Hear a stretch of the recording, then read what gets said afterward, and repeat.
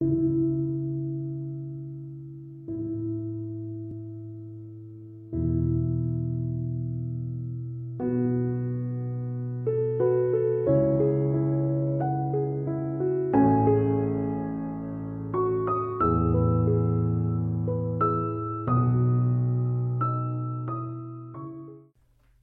Corinthiens, chapitre 1.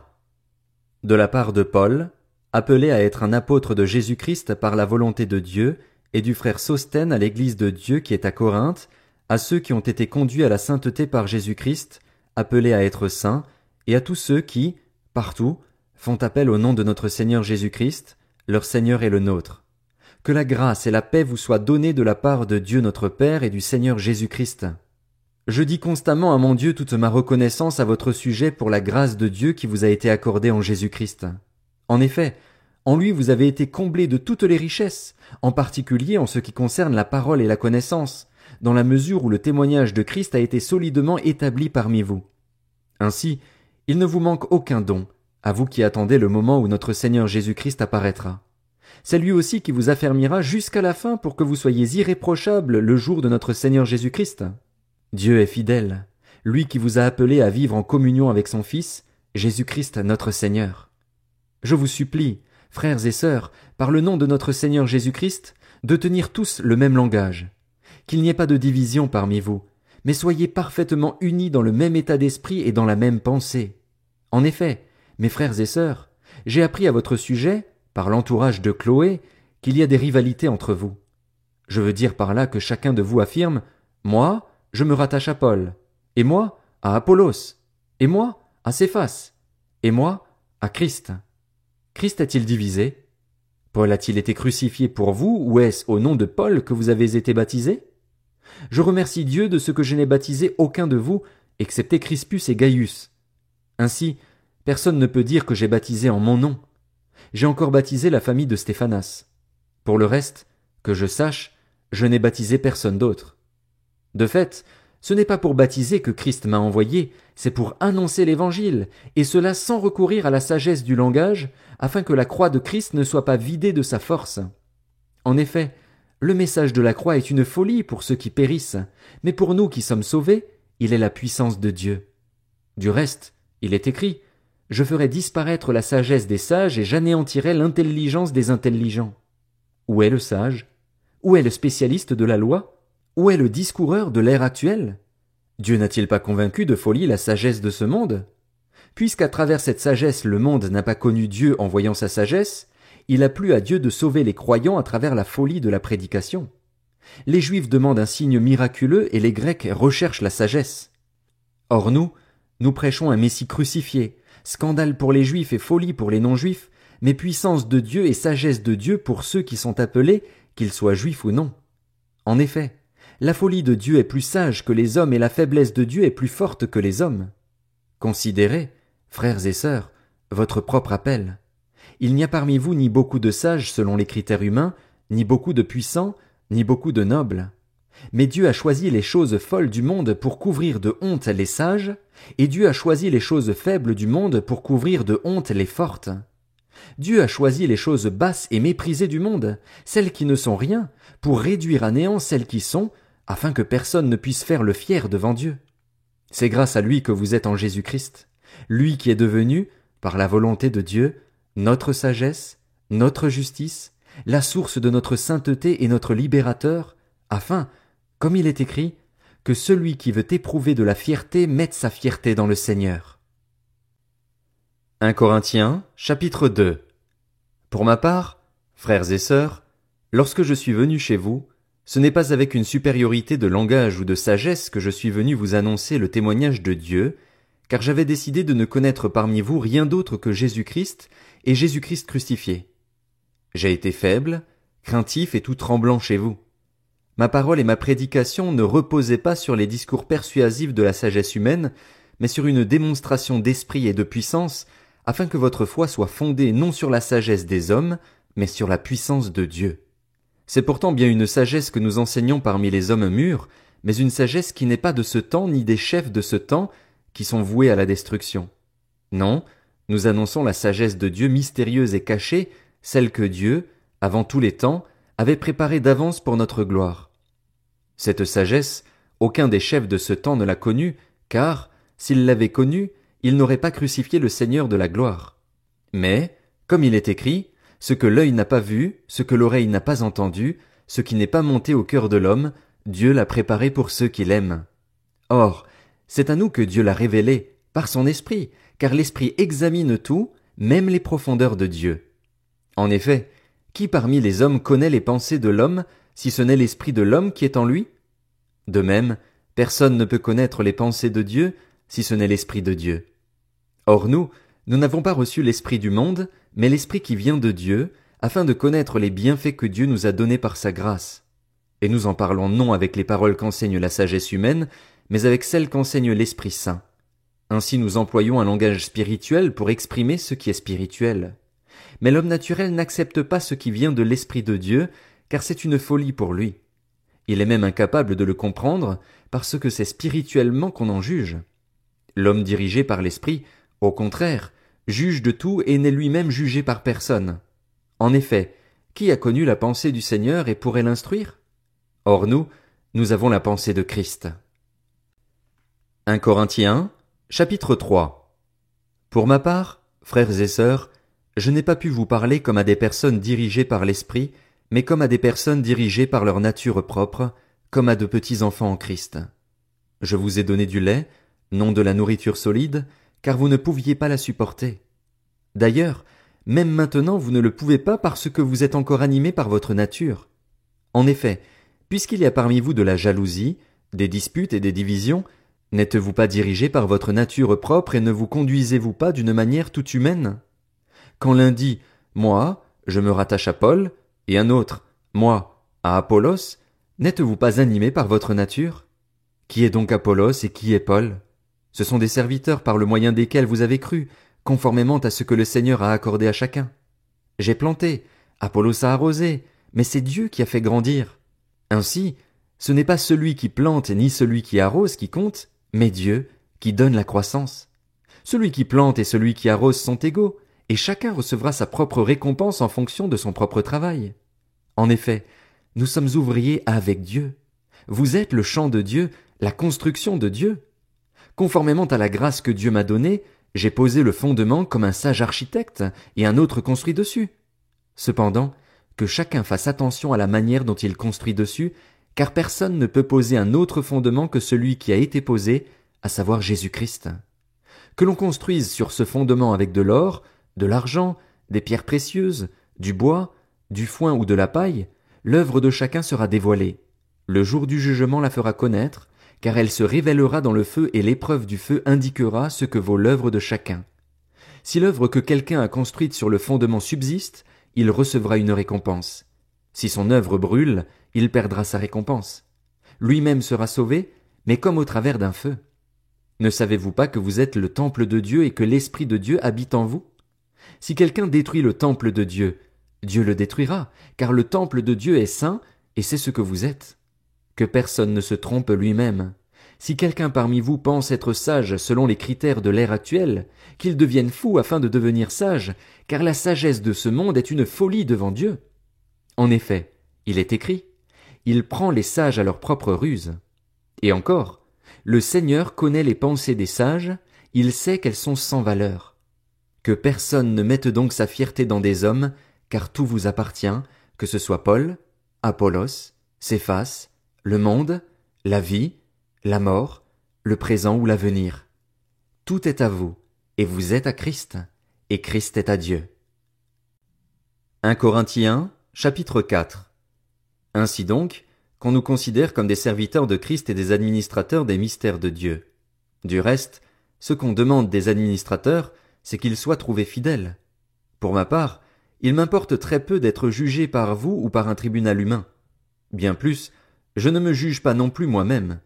Ma conscience, il est vrai, ne me reproche rien, mais ce n'est pas pour autant que je peux être considéré comme juste. Celui qui me juge, c'est le Seigneur. C'est pourquoi ne portez aucun jugement avant le moment fixé, avant le retour du Seigneur, car il mettra en lumière ce qui est caché dans les ténèbres et il dévoilera les intentions des cœurs. Chacun recevra alors de Dieu la louange qui lui revient. Frères et sœurs, C'est à cause de vous que j'ai appliqué ces images à Apollos et à moi-même, afin que vous appreniez par notre exemple à ne pas aller dans vos pensées au-delà de ce qui est écrit, et que personne ne s'enfle d'orgueil en prenant parti pour l'un contre l'autre. En effet, qui est celui qui te distingue? Qu'as-tu que tu n'aies pas reçu? Et si tu l'as reçu, pourquoi faire le fier comme si tu ne l'avais pas reçu? Déjà vous êtes rassasiés, déjà vous êtes riches, vous avez commencé à régner sans nous. Si seulement vous pouviez régner en effet, pour que nous aussi nous puissions régner avec vous. En effet, il me semble que Dieu a fait de nous, apôtres, les derniers des hommes, des condamnés à mort en quelque sorte, puisque nous avons été donnés en spectacle au monde, aux anges et aux hommes. Nous sommes fous à cause de Christ, mais vous êtes sages en Christ. Nous sommes faibles, mais vous êtes forts. Vous êtes honorés et nous sommes méprisés. Jusqu'à cette heure, nous souffrons de la faim, de la soif, du dénuement. Nous sommes maltraités, errants. Nous nous fatiguons à travailler de nos propres mains. Injuriés, nous bénissons. Persécutés, nous supportons. Calomniés, nous répondons avec bonté. Nous sommes devenus comme les balayures du monde, le déchet de tous, jusqu'à maintenant. Ce n'est pas pour vous faire honte que j'écris cela, mais je vous avertis comme mes enfants bien-aimés. En effet, même si vous aviez 10 000 maîtres en Christ, vous n'avez cependant pas plusieurs pères, puisque c'est moi qui vous ai donné la vie en Jésus-Christ par l'Évangile. Je vous en supplie donc, soyez mes imitateurs. Pour cela je vous ai envoyé Timothée, qui est mon enfant bien-aimé et fidèle dans le Seigneur. Il vous rappellera quels sont mes principes de vie en Christ, tels que je les enseigne partout, dans toutes les églises. Quelques-uns se sont enflés d'orgueil en pensant que je ne viendrai pas chez vous. Mais je viendrai bientôt, si c'est la volonté du Seigneur, et je prendrai connaissance non des paroles, mais de la puissance de ceux qui se sont enflés d'orgueil.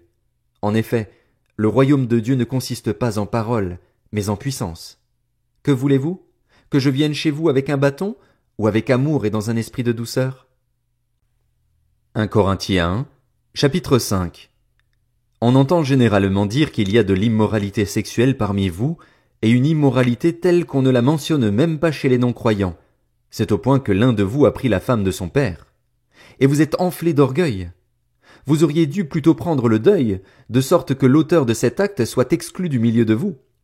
Quant à moi, absent de corps mais présent en esprit, j'ai déjà jugé l'auteur d'un tel acte comme si j'étais présent. Quand vous vous rassemblerez au nom de notre Seigneur Jésus-Christ, je serai avec vous en esprit. Avec la puissance de notre Seigneur Jésus-Christ, livrer un tel homme à Satan pour la destruction de la nature pécheresse, afin que l'esprit soit sauvé le jour du Seigneur Jésus. Vous n'avez vraiment pas de quoi être fier. Ne savez-vous pas qu'un peu de levain fait lever toute la pâte? Purifiez-vous donc du vieux levain afin d'être une pâte nouvelle, puisque vous êtes sans levain. En effet, Christ, notre agneau pascal, a été sacrifié pour nous. Célébrons donc la fête, non avec du vieux levain, le levain du mal et de la méchanceté, mais avec les pains sans levain de la pureté et de la vérité. Je vous ai écrit dans ma lettre de ne pas entretenir de relations avec ceux qui vivent dans l'immoralité sexuelle. Je ne parlais pas d'une manière absolue des gens de ce monde qui vivent dans l'immoralité ou sont toujours désireux de posséder plus, voleurs, idolâtres. Autrement, il vous faudrait sortir du monde. En fait, ce que je vous ai écrit, c'est de ne pas entretenir de relations avec quelqu'un qui, tout en se disant votre frère, vit dans l'immoralité sexuelle, est toujours désireux de posséder plus, idolâtre, calomniateur, ivrogne ou voleur, de ne pas même manger avec un tel homme. Est-ce à moi, en effet, de juger les gens de l'extérieur?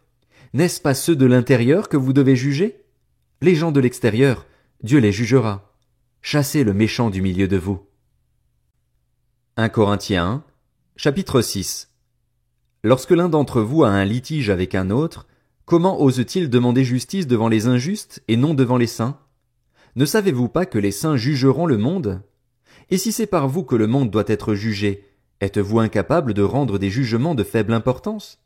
Ne savez-vous pas que nous jugerons les anges? Combien plus les affaires de la vie courante?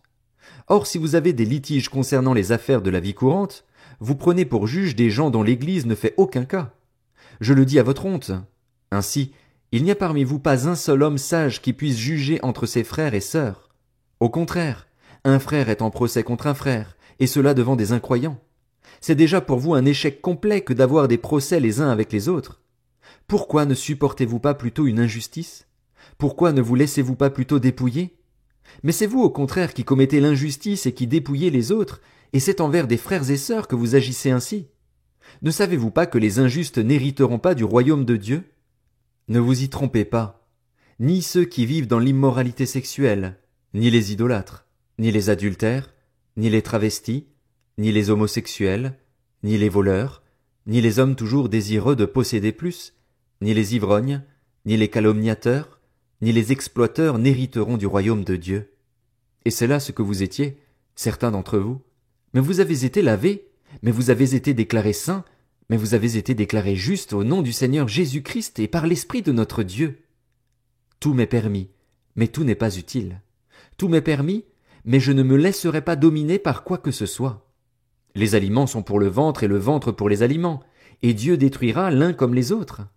Mais le corps n'est pas pour l'immoralité sexuelle, il est pour le Seigneur, et le Seigneur est pour le corps. Or Dieu, qui a ressuscité le Seigneur, nous ressuscitera aussi par sa puissance. Ne savez-vous pas que vos corps sont les membres de Christ? Prendrais-je les membres de Christ pour en faire les membres d'une prostituée? Certainement pas. Ne savez-vous pas que celui qui s'unit à la prostituée est un seul corps avec elle? En effet, il est dit, les deux ne feront qu'un. Mais celui qui s'unit au Seigneur est un seul esprit avec lui. Fuyez l'immoralité sexuelle. Tout autre péché qu'un homme commet est extérieur à son corps, mais celui qui se livre à l'immoralité sexuelle pêche contre son propre corps. Ne le savez-vous pas? Votre corps est le temple du Saint-Esprit qui est en vous et que vous avez reçu de Dieu. Vous ne vous appartenez pas à vous-même, car vous avez été rachetés à un grand prix. Rendez donc gloire à Dieu dans votre corps et dans votre esprit qui appartiennent à Dieu. 1 Corinthiens, chapitre 7. Au sujet de ce que vous m'avez écrit, il est bon pour l'homme de ne pas prendre de femme.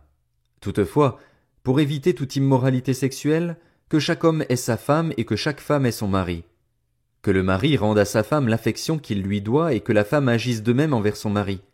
Ce n'est pas la femme qui est maîtresse de son corps, mais son mari. De même, ce n'est pas le mari qui est maître de son corps, mais sa femme. Ne vous privez pas l'un de l'autre, si ce n'est d'un commun accord pour un temps, afin de vous consacrer au jeûne et à la prière. Puis retournez ensemble, de peur que Satan ne vous tente à cause de votre manque de maîtrise. Je dis cela comme une concession, et non comme un ordre. Je voudrais que tous soient comme moi, mais chacun tient de Dieu un don particulier, l'un d'une manière, l'autre d'une autre. À ceux qui ne sont pas mariés et aux veuves, je dis qu'il est bien pour eux de rester comme moi. Mais s'ils ne peuvent pas se maîtriser, qu'ils se marient, car il vaut mieux se marier que de brûler de désir. À ceux qui sont mariés j'adresse, non pas moi, mais le Seigneur, cette instruction, que la femme ne se sépare pas de son mari, si elle est séparée de lui, qu'elle reste sans se remarier ou qu'elle se réconcilie avec son mari, et que le mari ne divorce pas de sa femme. Aux autres, ce n'est pas le Seigneur, c'est moi qui dis, si un frère a une femme non croyante et qu'elle soit d'accord d'habiter avec lui, qu'il ne divorce pas d'elle. Et si une femme a un mari non croyant et qu'il soit d'accord d'habiter avec elle, qu'elle ne divorce pas de son mari. En effet, le mari non croyant bénéficie de la sainteté de sa femme, et la femme non croyante bénéficie de la sainteté de son mari. Autrement, vos enfants ne seraient pas purs, alors qu'en réalité ils sont saints. Si le non-croyant veut se séparer, qu'il le fasse. Le frère ou la sœur n'est pas lié dans un tel cas. Dieu nous a appelés à vivre en paix. En effet, comment peux-tu savoir, femme, si tu sauveras ton mari? Ou comment peux-tu savoir, mari, si tu sauveras ta femme? Par ailleurs, que chacun vive selon la part que le Seigneur lui a attribuée, selon l'appel qu'il a reçu de Dieu.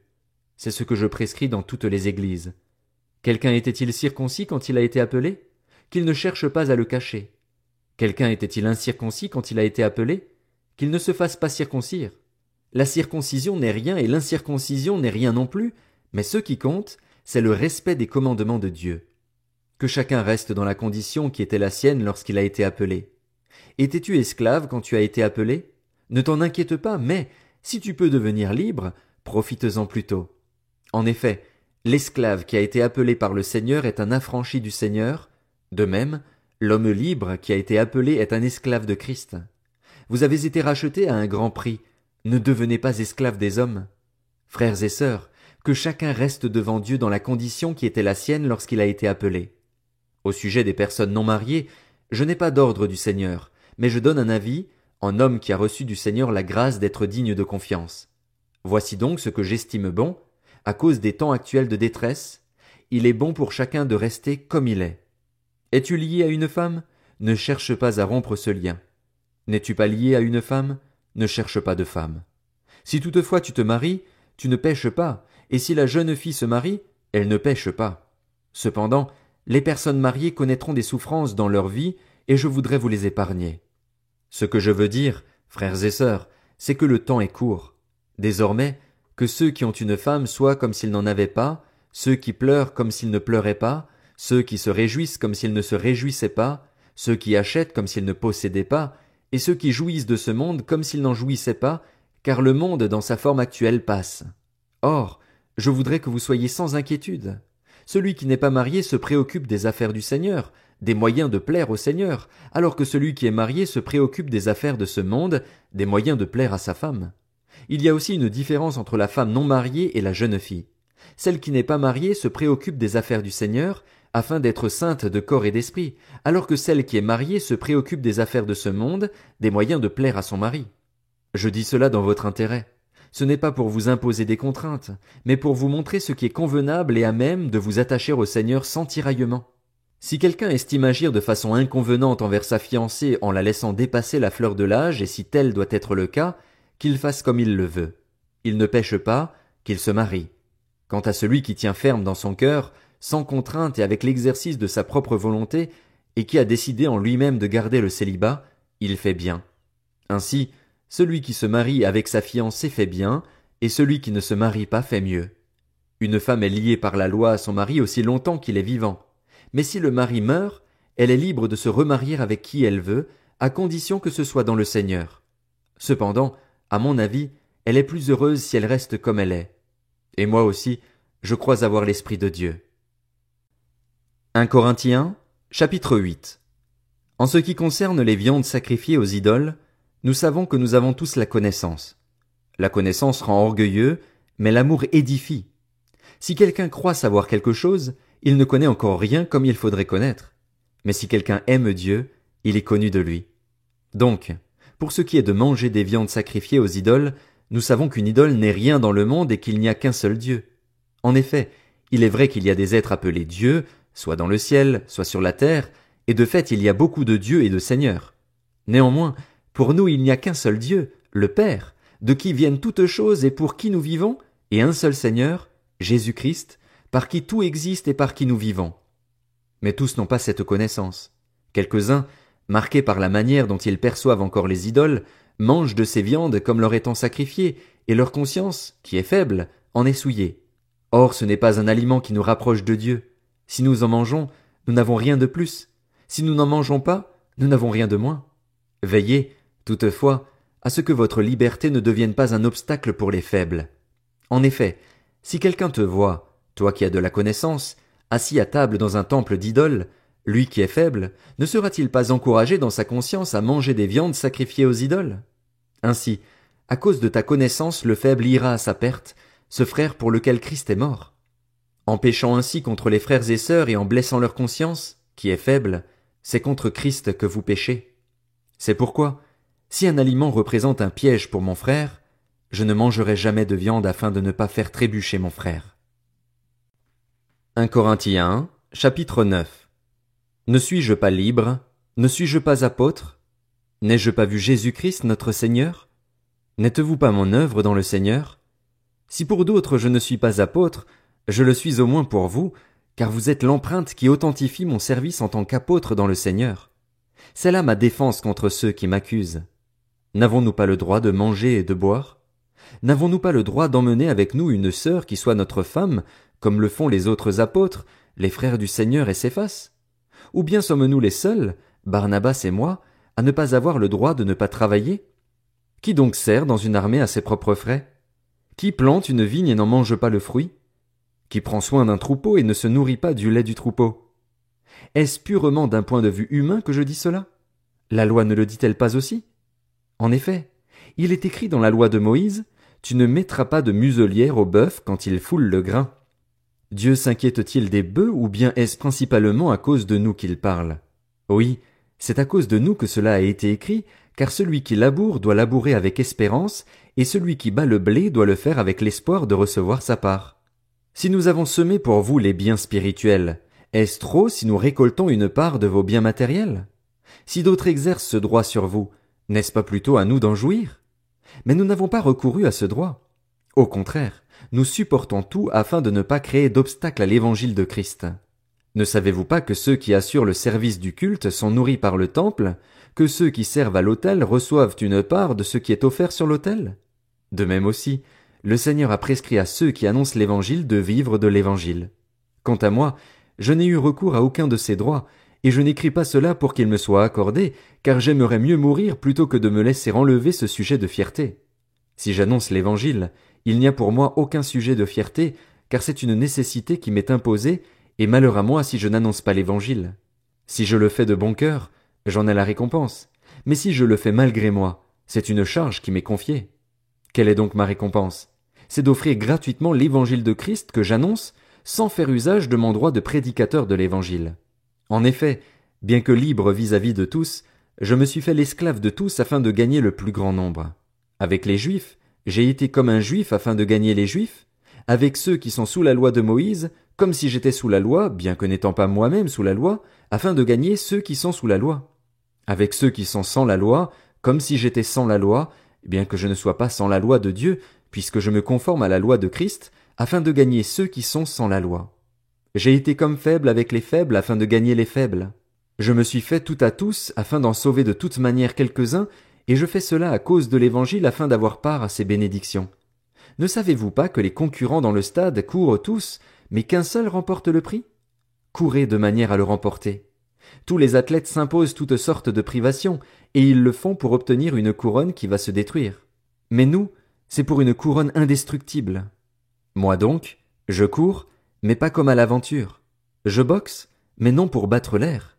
Au contraire, je traite durement mon corps et je le discipline, de peur d'être moi-même disqualifié après avoir prêché aux autres. 1 Corinthiens 1, chapitre 10. Frères et sœurs, je ne veux pas vous laisser ignorer que nos ancêtres ont tous été sous la nuée et qu'ils ont tous passé à travers la mer. Ils ont tous été baptisés en Moïse dans la nuée et dans la mer, ils ont tous mangé la même nourriture spirituelle et ils ont tous bu la même boisson spirituelle. En effet, ils buvaient à un rocher spirituel qui les accompagnait, et ce rocher était Christ. Mais la plupart d'entre eux n'ont pas été approuvés par Dieu, puisqu'ils sont morts dans le désert.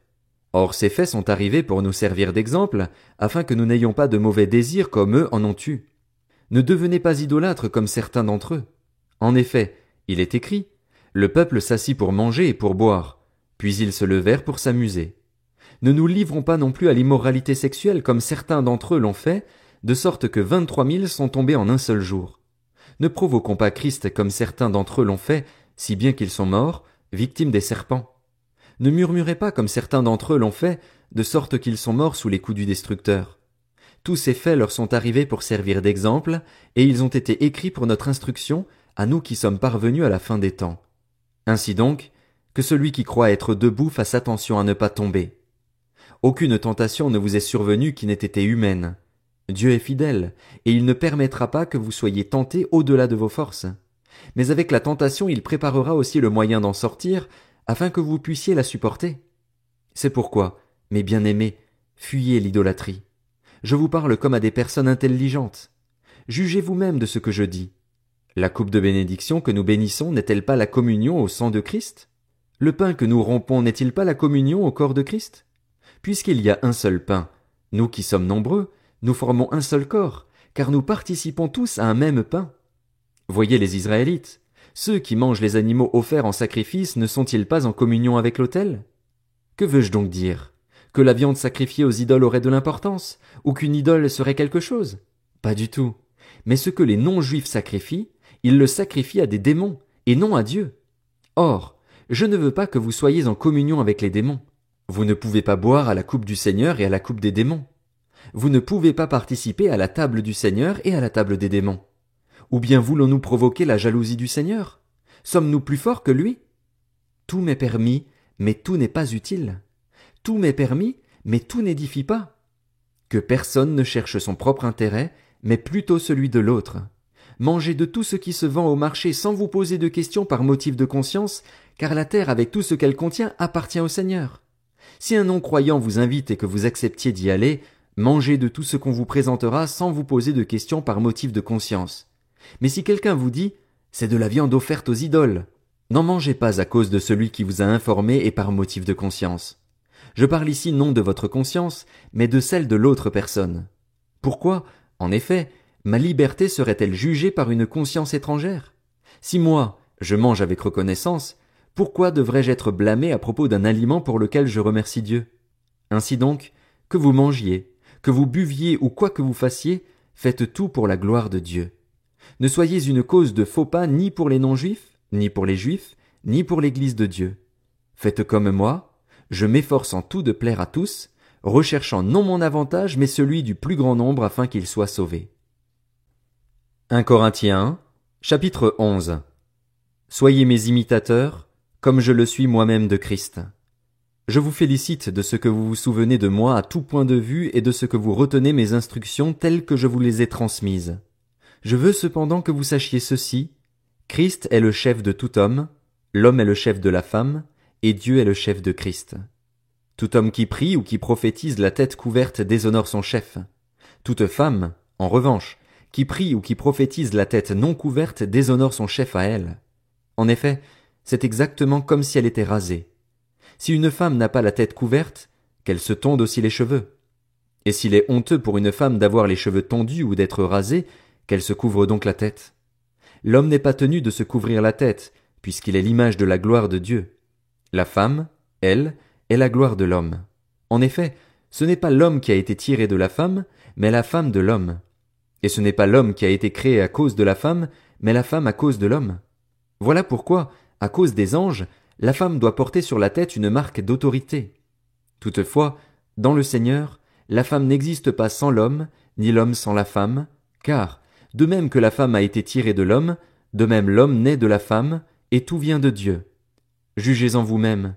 Est-il convenable pour une femme de prier Dieu sans avoir la tête couverte? La nature elle-même ne vous enseigne-t-elle pas que c'est une honte pour l'homme de porter des cheveux longs, alors que c'est une gloire pour la femme d'en porter parce que la chevelure lui a été donnée pour servir de voile? Si quelqu'un se plaît à contester, nous n'avons pas une telle habitude, et les églises de Dieu non plus.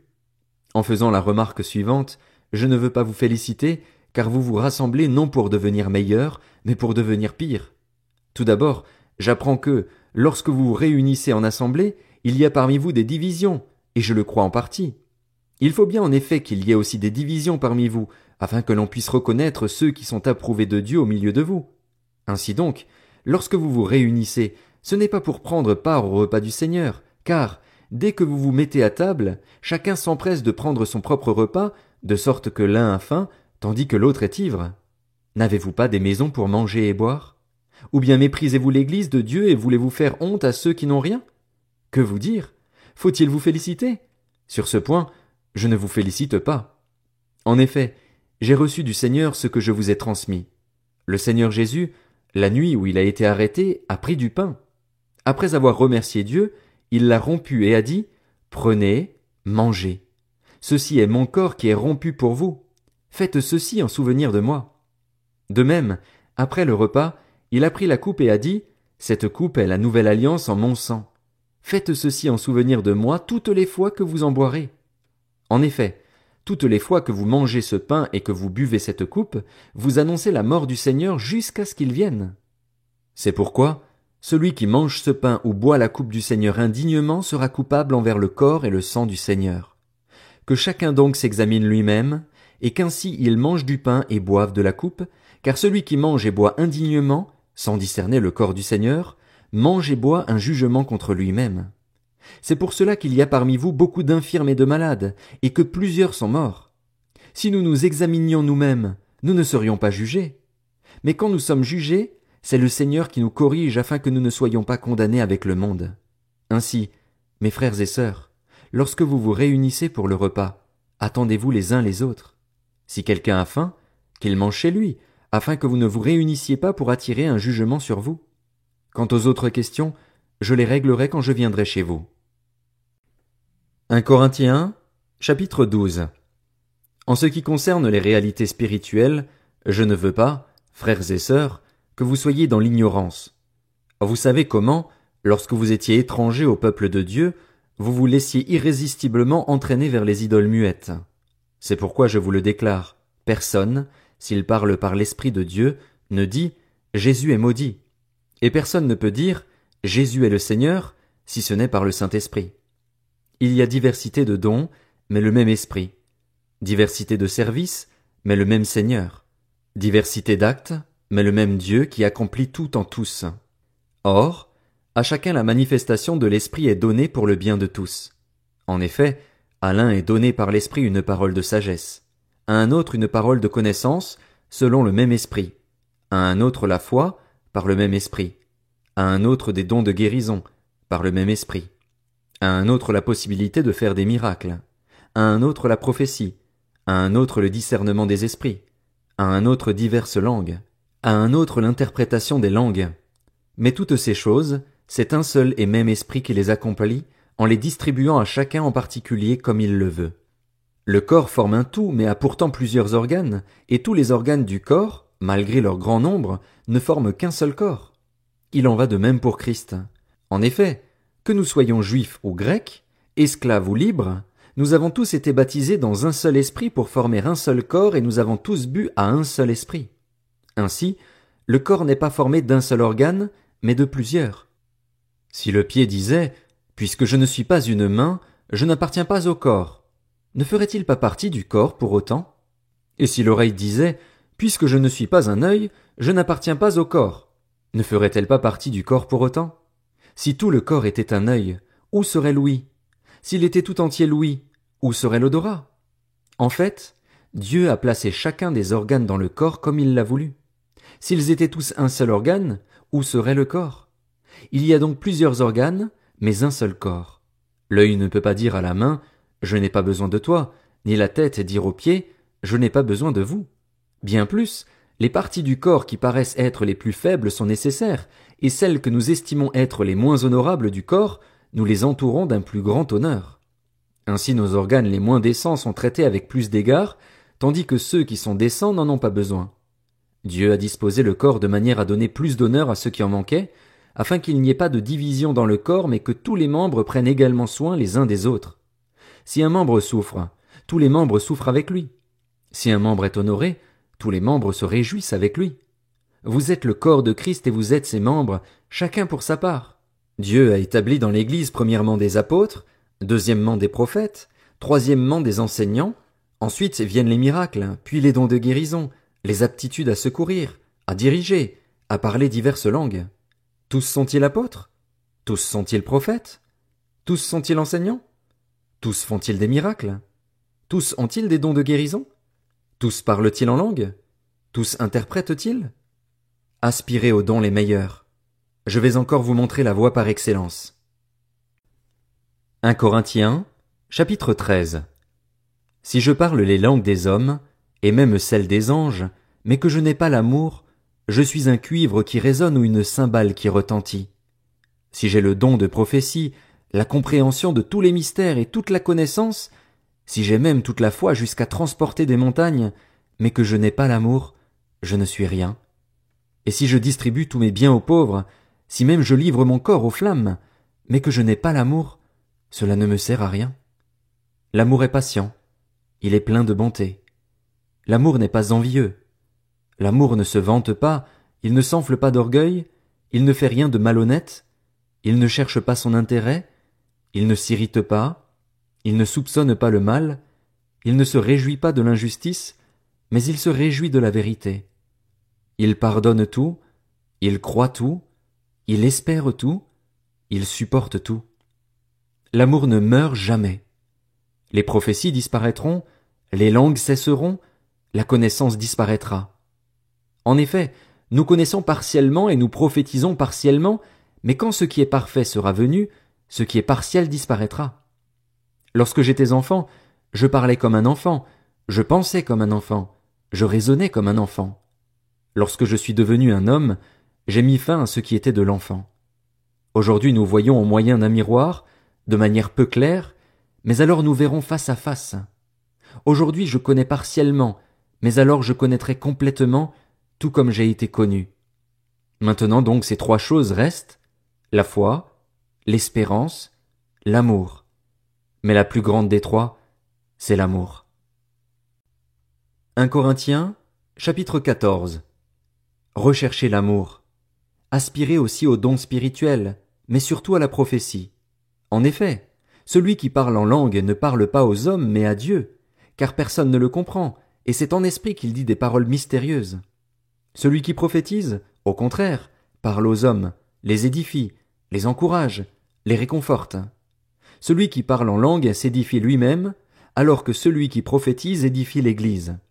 Je désire que vous parliez tous en langue, mais encore plus que vous prophétisiez. Celui qui prophétise est plus important que celui qui parle en langue, à moins que ce dernier n'interprète pour que l'Église reçoive une édification. Et maintenant, frères et sœurs, en quoi vous serais-je utile si je venais chez vous en parlant en langue au lieu de vous apporter une parole de révélation, de connaissance, de prophétie ou d'enseignement?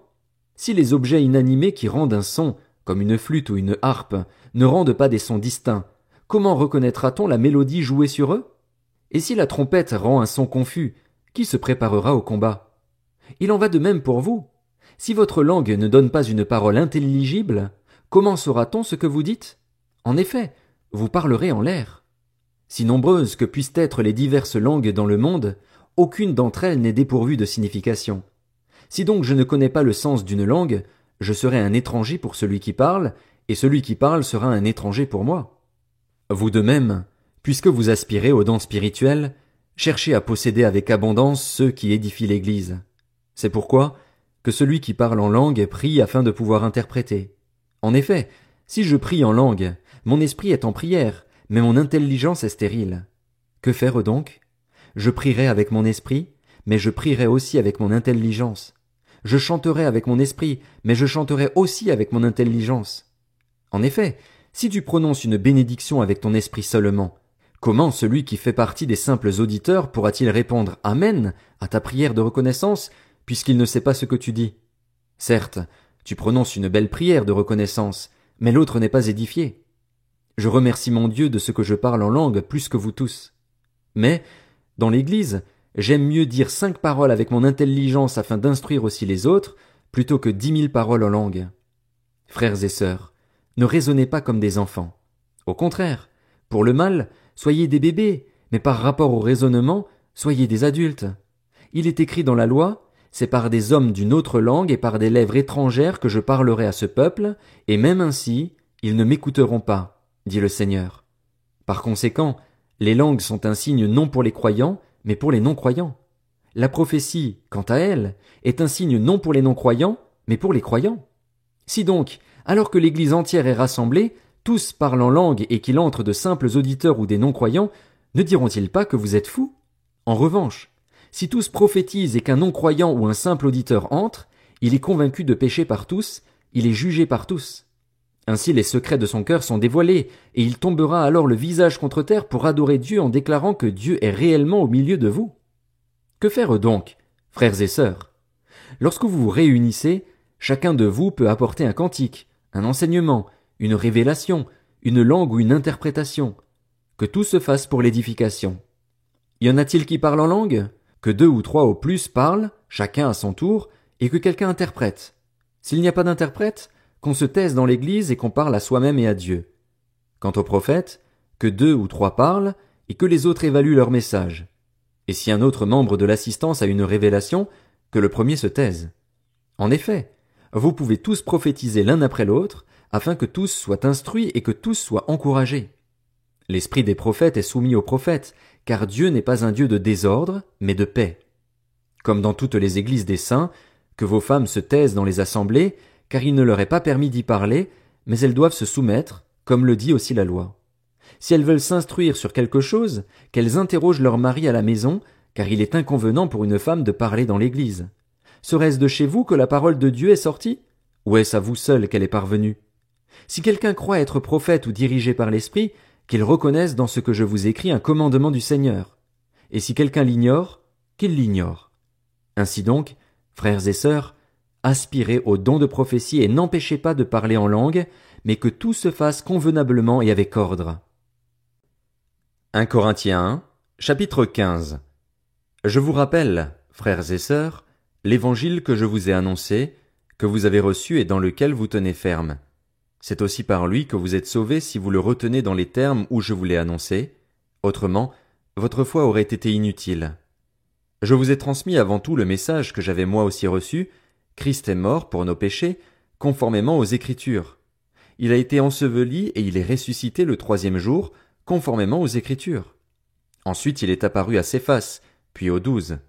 Après cela, il est apparu à plus de 500 frères et sœurs à la fois, dont la plupart sont encore vivants et dont quelques-uns sont morts. Ensuite, il est apparu à Jacques, puis à tous les apôtres. Après eux tous, il m'est apparu à moi aussi, comme à un enfant né hors terme. En effet, je suis le plus petit des apôtres et je ne mérite même pas d'être appelé apôtre parce que j'ai persécuté l'Église de Dieu. Mais par la grâce de Dieu je suis ce que je suis, et sa grâce envers moi n'a pas été sans résultat. Au contraire, j'ai travaillé plus que tous, non pas moi toutefois, mais la grâce de Dieu qui est avec moi. Ainsi donc, que ce soit moi ou que ce soit eux, voilà le message que nous prêchons, et voilà aussi ce que vous avez cru. Or, si l'on prêche que Christ est ressuscité, comment quelques-uns parmi vous peuvent-ils dire qu'il n'y a pas de résurrection des morts? S'il n'y a pas de résurrection des morts, Christ non plus n'est pas ressuscité. Et si Christ n'est pas ressuscité, alors notre prédication est vide, et votre foi aussi. Il se trouve même que nous sommes de faux témoins vis-à-vis de Dieu, puisque nous avons témoigné contre Dieu qu'il a ressuscité Christ. Or il ne l'a pas fait si les morts ne ressuscitent pas. En effet, si les morts ne ressuscitent pas, Christ non plus n'est pas ressuscité. Or, si Christ n'est pas ressuscité, votre foi est inutile, vous êtes encore dans vos péchés, et par conséquent ceux qui sont morts en Christ sont aussi perdus. Si c'est pour cette vie seulement que nous espérons en Christ, nous sommes les plus à plaindre de tous les hommes. Mais en réalité, Christ est ressuscité, précédant ainsi ceux qui sont morts. En effet, puisque la mort est venue à travers un homme, c'est aussi à travers un homme qu'est venue la résurrection des morts. Et comme tous meurent en Adam, de même aussi tous revivront en Christ, mais chacun à son propre rang. Christ en premier, puis ceux qui appartiennent à Christ lors de son retour. Ensuite viendra la fin, quand il remettra le royaume à celui qui est Dieu et Père, après avoir anéanti toute domination, toute autorité et toute puissance. En effet, il faut qu'il règne jusqu'à ce qu'il ait mis tous ses ennemis sous ses pieds. Le dernier ennemi qui sera anéanti, c'est la mort. Dieu, en effet, a tout mis sous ses pieds. Mais lorsque Dieu dit que tout lui a été soumis, il est évident que c'est à l'exception de celui qui lui a soumis toutes choses. Lorsque tout lui aura été soumis, alors le Fils lui-même se soumettra à celui qui lui a soumis toutes choses, afin que Dieu soit tout en tous. S'il en était autrement, que feraient ceux qui se font baptiser pour les morts? Si les morts ne ressuscitent en aucun cas, pourquoi se font-ils baptiser pour eux? Et nous, pourquoi affrontons-nous à toute heure le danger? Chaque jour je risque la mort, aussi vrai, frères et sœurs, que vous faites ma fierté en Jésus-Christ notre Seigneur. Si c'est dans une perspective purement humaine que j'ai combattu contre les bêtes à Éphèse, quel avantage m'en revient-il? Si les morts ne ressuscitent pas, alors mangeons et buvons, puisque demain nous mourrons. Ne vous y trompez pas, les mauvaises compagnies corrompent les bonnes mœurs. Revenez à votre bon sens, comme il convient, et ne péchez pas. Car certains d'entre vous ne connaissent pas Dieu, je le dis à votre honte. Mais quelqu'un dira, comment les morts ressuscitent-ils et avec quel corps reviennent-ils? Homme dépourvu de bon sens, ce que tu sèmes ne peut reprendre vie que s'il meurt. Et ce que tu sèmes, ce n'est pas la plante qui poussera. C'est une simple graine, un grain de blé peut-être, ou d'une autre semence. Puis Dieu lui donne un corps, comme il le veut, et à chaque semence il donne un corps qui lui est propre. Les êtres vivants n'ont pas tous la même nature, mais autre est la nature des hommes, autre celle des quadrupèdes, autre celle des oiseaux, autre celle des poissons. Il y a aussi des corps célestes et des corps terrestres, mais l'éclat des corps célestes est différent de celui des corps terrestres. Autre est l'éclat du soleil, autre est l'éclat de la lune, et autre l'éclat des étoiles. Chaque étoile diffère même en éclat d'une autre étoile. C'est aussi le cas pour la résurrection des morts. Le corps est semé corruptible, il ressuscite incorruptible. Il est semé méprisable, il ressuscite glorieux. Il est semé faible, il ressuscite plein de force. Il est semé corps naturel, il ressuscite corps spirituel. S'il y a un corps naturel, il y a aussi un corps spirituel. C'est pourquoi il est écrit, le premier homme, Adam, devint un être vivant. Le dernier Adam est un esprit qui communique la vie. Mais ce n'est pas le spirituel qui vient en premier, c'est le naturel. Ce qui est spirituel vient ensuite. Le premier homme, tiré de la terre, est fait de poussière. Le second homme, le Seigneur, est du ciel. Tel est l'homme terrestre, tels sont aussi les hommes terrestres. Et tel est l'homme céleste, tels seront aussi les hommes célestes. Et de même que nous avons porté l'image de l'homme fait de poussière, nous porterons aussi l'image de celui qui est venu du ciel. Ce que je veux dire, frères et sœurs, c'est que notre nature actuelle ne peut pas hériter du royaume de Dieu et que ce qui est corruptible n'hérite pas non plus de l'incorruptibilité. Voici, je vous dis un mystère. Nous ne mourrons pas tous, mais tous nous serons transformés, en un instant, en un clin d'œil, au son de la dernière trompette. La trompette sonnera, alors les morts ressusciteront incorruptibles et nous serons transformés. Il faut en effet que ce corps corruptible revête l'incorruptibilité et que ce corps mortel revête l'immortalité. Lorsque ce corps corruptible aura revêtu l'incorruptibilité et que ce corps mortel aura revêtu l'immortalité, alors s'accomplira cette parole de l'Écriture. La mort a été engloutie dans la victoire. Mort, où est ton aiguillon? Enfer, où est ta victoire? L'aiguillon de la mort, c'est le péché. Et ce qui donne sa puissance au péché, c'est la loi. Mais que Dieu soit remercié, lui qui nous donne la victoire par notre Seigneur Jésus-Christ. Ainsi, mes frères et sœurs bien-aimés, soyez fermes, inébranlables. Travaillez de mieux en mieux à l'œuvre du Seigneur, sachant que votre travail n'est pas sans résultat dans le Seigneur. 1 Corinthiens, chapitre 16. En ce qui concerne la collecte en faveur des saints, faites, vous aussi, comme je l'ai prescrit aux églises de la Galatie, que chacun de vous, le dimanche, mette de côté chez lui ce qu'il pourra, en fonction de ses moyens, afin qu'on n'attende pas mon arrivée pour récolter les dons. Quand je serai chez vous, j'enverrai avec des lettres ceux que vous aurez choisis pour porter vos dons à Jérusalem. S'il est approprié que j'y aille moi aussi, ils feront le voyage avec moi. Je viendrai chez vous après avoir traversé la Macédoine, car je vais passer par là. Il est possible que je séjourne quelque temps chez vous ou même que j'y passe l'hiver. Ainsi vous pourrez m'aider à poursuivre mon voyage là où je dois me rendre. Je ne veux pas, cette fois-ci, vous voir seulement en passant, mais j'espère rester quelque temps avec vous, si le Seigneur le permet. Cependant je resterai à Éphèse jusqu'à la Pentecôte, car une porte m'y est largement ouverte pour un travail efficace, et les adversaires sont nombreux. Si Timothée arrive, veillez à ce qu'il soit sans crainte parmi vous, car il travaille tout comme moi à l'œuvre du Seigneur. Que personne donc ne le méprise. Aidez-le à poursuivre en paix son voyage de retour vers moi, car je l'attends avec les frères. Quant au frère Apollos, je l'ai beaucoup encouragé à venir aussi chez vous avec les frères, mais ce n'était décidément pas sa volonté de le faire maintenant. Il viendra quand il en aura l'occasion. Restez vigilants, tenez ferme dans la foi, soyez courageux, fortifiez-vous. Que tout ce que vous faites soit fait avec amour. Voici encore une recommandation, frères et sœurs. Vous savez que la famille de Stéphanas est le premier fruit de l'Achaïe et qu'elle s'est consacrée au service des saints. Soumettez-vous à de telles personnes ainsi qu'à tous ceux qui travaillent et peinent avec elles. Je me réjouis de la présence de Stéphanas, de Fortunatus et d'Achaïcus. Ils ont suppléé à votre absence, car ils ont tranquillisé mon esprit et le vôtre. Sachez donc apprécier de telles personnes. Les églises d'Asie vous saluent. Aquilas et Priscille, ainsi que l'église qui se réunit dans leur maison, vous saluent chaleureusement dans le Seigneur. Tous les frères et sœurs vous saluent. Saluez-vous les uns les autres par un saint baiser. Moi, Paul, je vous salue de ma propre main. Si quelqu'un n'aime pas le Seigneur Jésus-Christ, qu'il soit maudit. Maranatha. Que la grâce du Seigneur Jésus-Christ soit avec vous. Mon amour est avec vous tous en Jésus-Christ.